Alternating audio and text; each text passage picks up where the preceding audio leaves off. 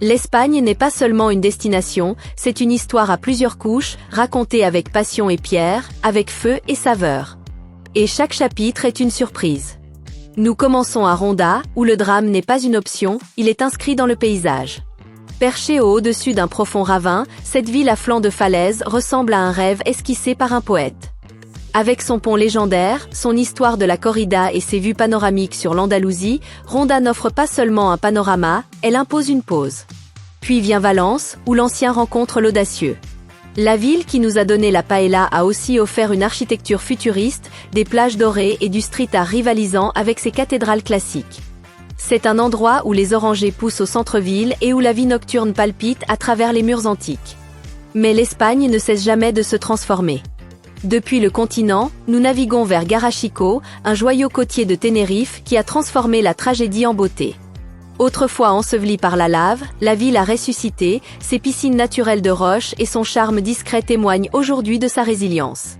Ici, pas de foule touristique, juste de l'authenticité, l'air marin et des murmures du passé. De retour sur le continent, Tolède nous attend, un musée vivant perché au-dessus du Tage. Cette ville porte fièrement son histoire, où chaque ruelle pavée raconte un conte d'une époque où musulmans, chrétiens et juifs ont laissé leur empreinte. Cathédrales, synagogues, épées et récits, tout est là, empilé comme les pages d'une épopée. Et enfin, le grand final, le parc national du Teide, un lieu si irréel qu'on croirait marcher sur Mars. Au cœur de Tenerife, le mont Teide domine un paysage volcanique surréaliste de cratères, de champs de lave et de cieux infinis.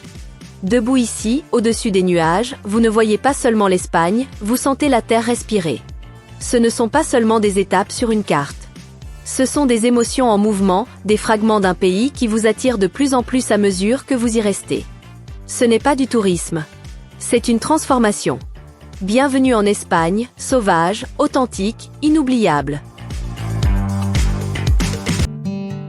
Ronda. Imaginez-vous debout au bord d'un immense gouffre, avec toute une ville perchée de façon précaire des deux côtés de ce ravin profond. Voici Ronda, un lieu où la nature a profondément déchiré le paysage et où les humains ont obstinément construit l'un des établissements les plus extraordinaires d'Espagne.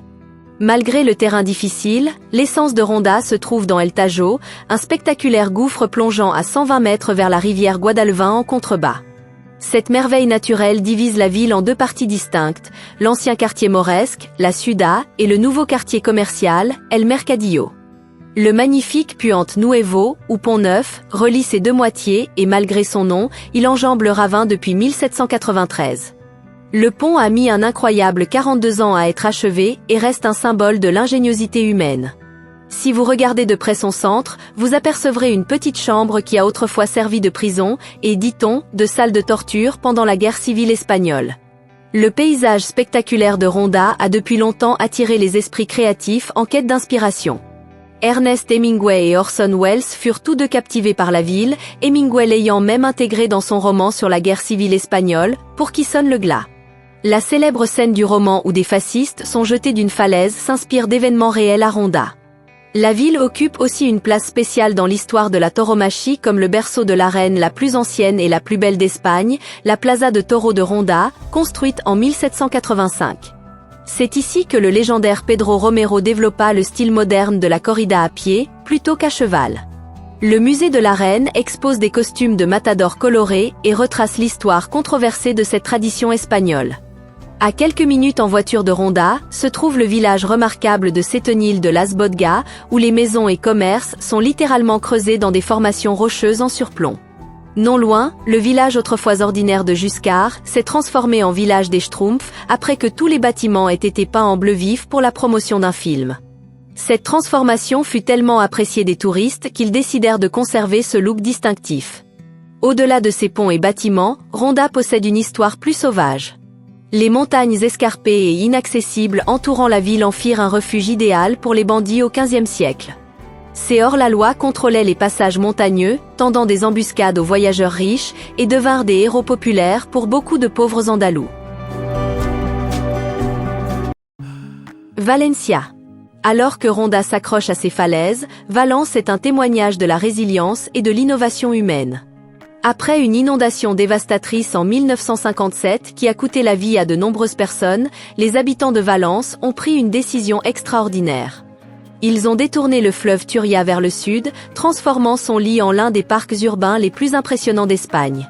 Les jardins du Turia, longs de 9 km, serpentent maintenant à travers la ville, offrant des espaces pour le jogging, le vélo, les pique-niques et les jeux, entourés de palmiers, d'orangers et d'installations sportives. Il est difficile de croire que ce parc paisible était autrefois un cours d'eau sujet aux inondations. À une extrémité des jardins se trouve la Cité des Arts et des Sciences, un complexe futuriste conçu par Santiago Calatrava. Il abrite le plus grand aquarium d'Europe, un musée scientifique interactif, un cinéma IMAX et un opéra qui ressemble à un casque géant. Ces bâtiments d'un blanc éclatant contrastent avec le centre historique de Valence, créant un effet visuel impressionnant sur fond de ciel bleu. À quelques pas, la vieille ville, Ciutavella, vous ramène aux racines médiévales de Valence. La magnifique cathédrale de Valence combine des architectures romanes, gothiques et baroques, et abrite ce que beaucoup croient être le véritable Saint Graal, la coupe utilisée par Jésus lors de la Cène. À seulement 10 km au sud se trouve le parc naturel de l'Albufera, une lagune d'eau douce entourée de rizières. C'est ici que la paella est née, créée par des paysans qui mélangeaient le riz avec les ingrédients disponibles, comme le lapin, le poulet et les légumes locaux. Aujourd'hui, la paella valencienne authentique reste distincte des versions aux fruits de mer que l'on trouve ailleurs en Espagne. Les passionnés d'histoire apprécieront une visite de la ville médiévale de Xàtiva, qui abrite un magnifique château perché sur une colline. Cette ville est le berceau de la tristement célèbre famille Borja, qui a produit 2 papes et laissé une empreinte durable sur la politique européenne. Garachico. Sur la côte nord de Tenerife, les habitants de Garachico ont autrefois observé avec terreur la lave en fusion du volcan Montana Negra s'approcher lentement de leur port prospère. Pendant 9 jours éprouvants, cette rivière incandescente a avancé lentement, finissant par engloutir une grande partie de la ville. Pourtant, dans l'un des rares coups de chance de l'histoire, aucune vie n'a été perdue.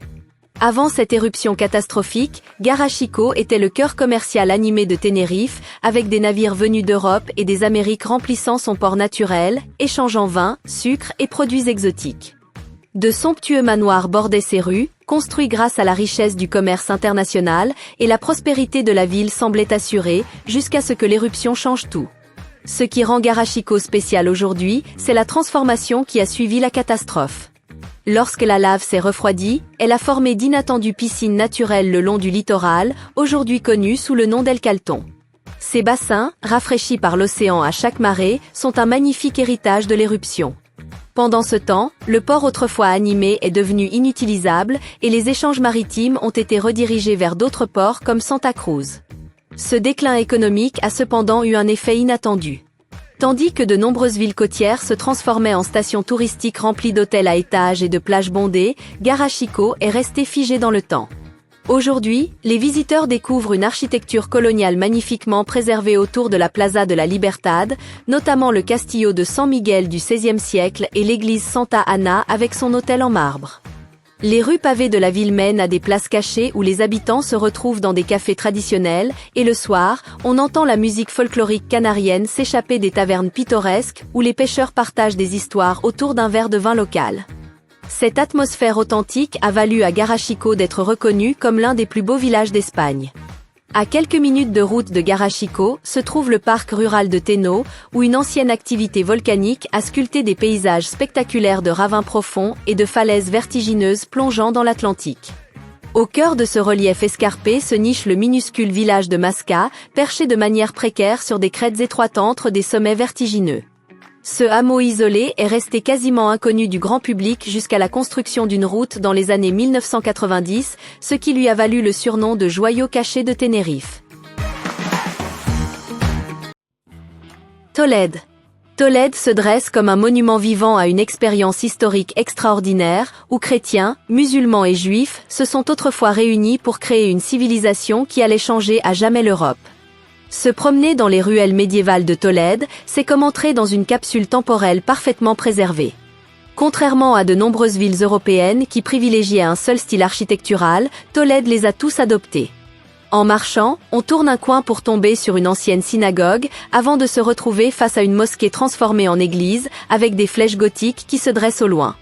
L'imposante forteresse de El Alcázar domine la ligne d'horizon, veillant à travers d'innombrables conflits. Cette structure impressionnante a été reconstruite de nombreuses fois au cours de son histoire mouvementée, la dernière après la guerre civile espagnole, lorsqu'elle a subi un siège dévastateur de 70 jours. Tolède n'était pas une simple ville de province, elle fut autrefois la capitale impériale de l'Espagne, où les rois régnaient jusqu'à ce que Philippe II déplace la cour à Madrid en 1561. Cependant, l'héritage le plus durable de Tolède est sa réputation d'artisanat. Depuis plus de 2000 ans, l'expression acier de Tolède est synonyme de qualité. Les légions romaines recherchaient ces lames pour leur force et leur flexibilité exceptionnelles, une réputation qui perdure aujourd'hui, avec des épées cérémonielles encore fabriquées selon des méthodes traditionnelles. Les amateurs d'art découvriront Tolède à travers les yeux d'El Greco, le peintre d'origine grecque qui fit de la ville son foyer.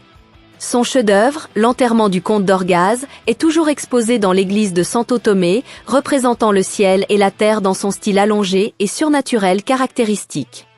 La cathédrale de Tolède est le chef-d'œuvre gothique de l'Espagne, dont la construction a duré près de 300 ans. À l'intérieur, sa sacristie abrite une collection étonnante de peintures d'El Greco, Goya, Velázquez et d'autres. C'est pratiquement un musée d'art de classe mondiale à l'intérieur d'une cathédrale. Juste au-delà de la ville, le paysage se transforme radicalement. Les célèbres moulins de Don Quichotte montent toujours la garde à l'horizon, tandis que le surprenant canyon de Burlon offre une version espagnole du Grand Canyon, un joyau caché aux falaises rouges spectaculaires et ravins sculptés par le même fleuve Tage qui enlace Tolède. Parc national du Teide. Saviez-vous que le plus haut sommet d'Espagne ne se trouve pas sur le continent ?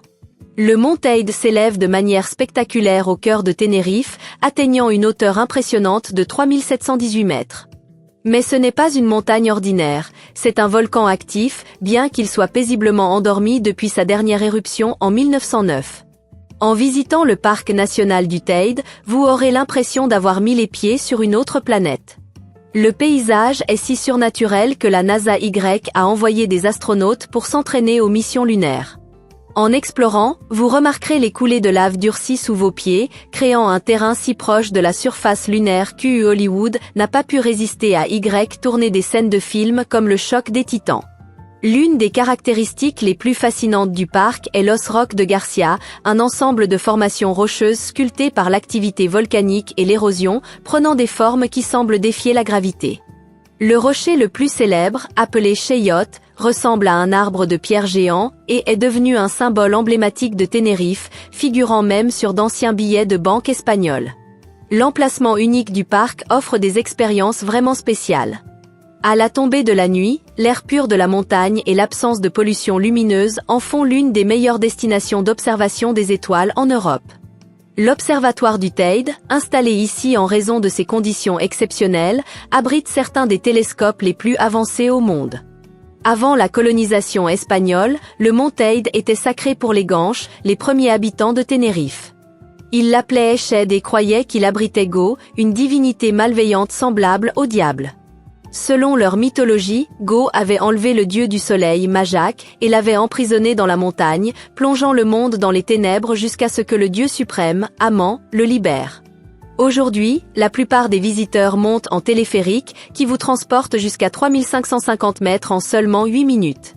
Cependant, atteindre le sommet demande une planification préalable, car seuls 200 permis par jour sont délivrés afin de protéger cet environnement fragile. Si les sommets volcaniques laissent les visiteurs émerveillés, l'expérience est tout simplement unique.